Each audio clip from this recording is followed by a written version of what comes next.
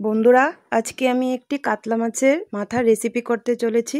এখানে একটি আস্তা কাতলা মাছের মাথা নিলাম।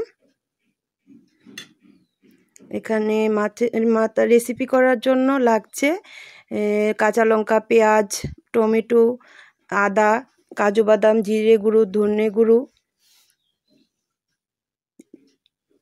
তারপর কড়াইতে তেল দিয়ে দিলাম, দিয়ে মাছের মাথাটাকে ভেজে নেব। মাছের মাথাটাকে দিয়ে দিলাম, দিয়ে পরিমাণ মতো নুন,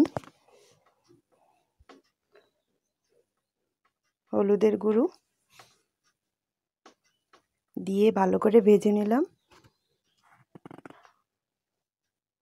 মাছের মাথা ভাজা হয়ে গেল আমার। তারপর এখানে নিলাম দুটো আলু আর খাসার চাল। তারপর কড়াতে আবার তেল দিয়ে দিলাম, সর্ষের তেল দিয়ে তেলটাকে ভালো করে গরম করে নিয়ে আলুগুলি ভেজে নেব।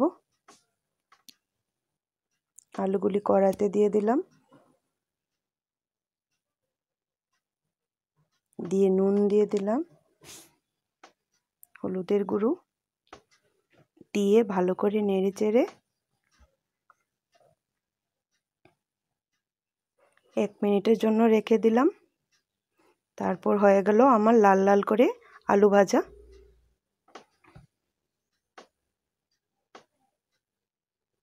তারপর নামিয়ে নিচ্ছি আলুগুলিকে।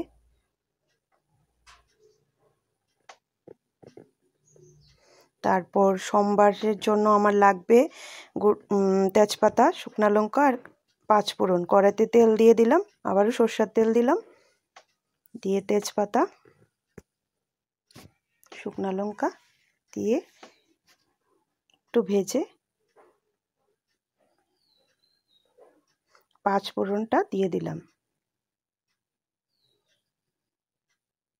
5 ফোড়নটাকে একটু ভালো করে নেড়ে চেড়ে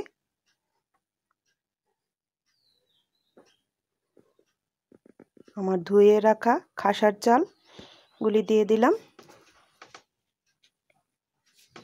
খাসার চালগুলিকে ভালো করে নেড়ে চেড়ে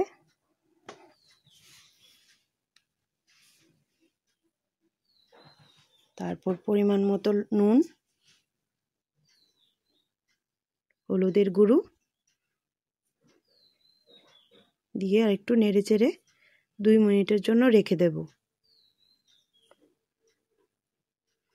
হয়ে গেল আমার চাল ভাজা। তারপর পেস্ট করা মশলাটা দিয়ে দিলাম চালের মধ্যে, চাল আর ফোড়নের মধ্যে দিয়ে দিলাম, দিয়ে ভালো করে নেড়ে চেড়ে কষিয়ে নিলাম। তারপর আলু, মাছের মাথা সবগুলি একসাথে ঢেলে দিলাম, দিয়ে একটু ভালো করে নেড়ে চেড়ে কষিয়ে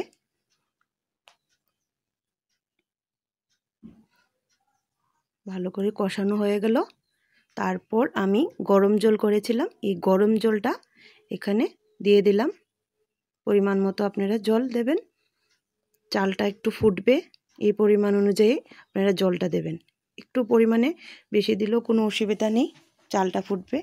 তারপর রেডি হয়ে গেল আমার আজকের মুড়িঘণ্ট, কাতলা মাছের মাথার মুড়িঘণ্ট।